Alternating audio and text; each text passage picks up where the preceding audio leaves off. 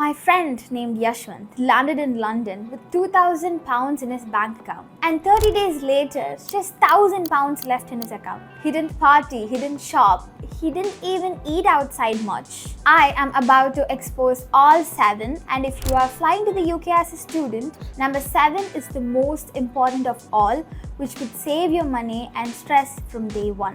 Mistake number 1, the document disaster.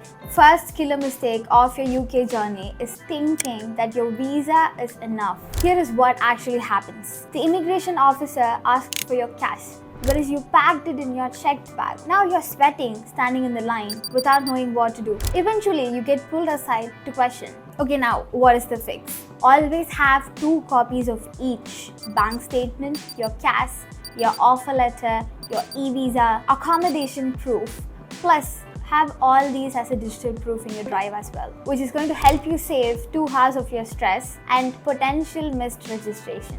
But that's nothing compared to what's coming. Mistake number 2, the winter trap. Trusting your hoodie is like believing your ex will come back and will save you from your mental health, likely which never happens. During winter, the UK becomes brutal, grey. When you step outside, it's gonna take just 5 minutes to numb your fingers, and eventually you'll be there looking at your Google map, Primark near me or H&M near me to find your right thermals and hoodies and stuff.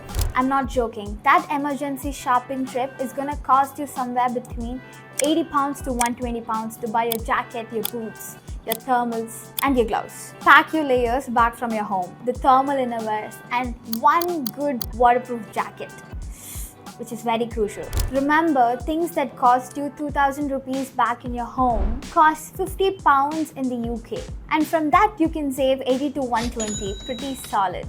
Well, the next one makes you worse. Mistake number 3, the medical miscalculation. In general, this mistake hits when you get sick. That 50 rupees paracetamol strip back in India costs 4 to 5 pounds in the pharmacy in the UK. And suppose if you need something specific from India, good luck finding it.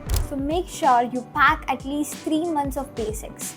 Allergy tabs, body pain, whatever, the specific meds that you're taking for some conditions, pack all of that. We as students tend to overpack as if we're moving forever. Most of the students bring pressure cooker, utensils, blankets, and then pay extra 60 to 100 pounds on the baggage fees. But the plot twist is, here IKEA, Argos and Wilko sells cheaper than your extra baggage fees that you pay to your airlines. So let's pack only the stuffs which are essential, like documents, medications and clothes. Others, let's buy those bulky items locally. And I see a range of 80 to 100 pounds here.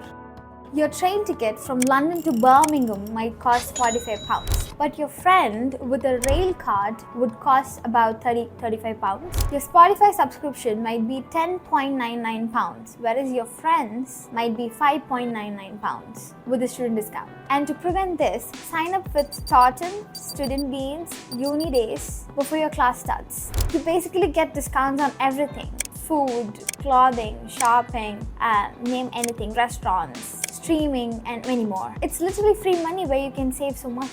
So this could sum up to savings of £250 to £350 per year. Without UK bank account, there won't be smooth rental payments, no utility setups, also no student discounts. Arrive with your account on the way you can activate it. Savings here is 2 to 3 weeks of stress and late payment fees. Picture this, you land at Heathrow after a 12-hour flight, exhausted, disoriented, hungry, whatnot. And here is where it gets brutal. Without internet, you can't book your cab to your accommodation. Log into your bank app to pay your driver. Google your university registration location. So all of my students from India alone has set up their eSIM before flying. Think of it like carrying Jio or Airtel in your pocket, but it's already active for the UK. No physical SIM card, no airport queues. Just scan the QR code on your phone, boom, you're connected the minute you land.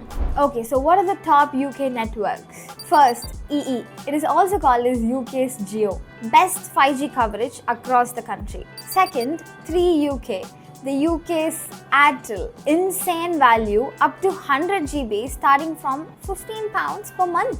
Okay, let's talk real numbers. Airport SIM.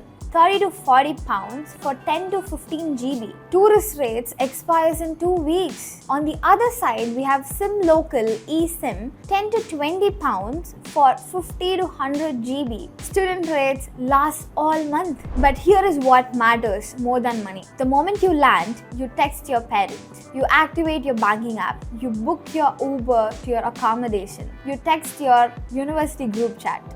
Voila. Zero stress, zero panic, zero standing in the queues when you just want to get into your accommodation and get some good sleep and food. If you've got iPhone, it's iPhone XR and above. If you've got Samsung, it is Samsung Galaxy S20 and above. If you've got Google, it's Google Pixel 3 and above. Here is what you have to do right now. Comment Steal. I'll share you the student link with extra data. And here is the move that will make you a hero. Last year, all of my students have got their eSIM, so they were easily able to communicate with their parents. They booked their Uber, they booked their cab easily, so they arrived at their accommodation as soon as possible. They got good sleep. The important part is they saved enormous amount of money by following my instructions. So don't be that student standing in the queue at the airport paying double the price, starting a UK journey feeling all stressed. If this video has saved you even £100, hit that subscribe and follow button. Your future self will thank you.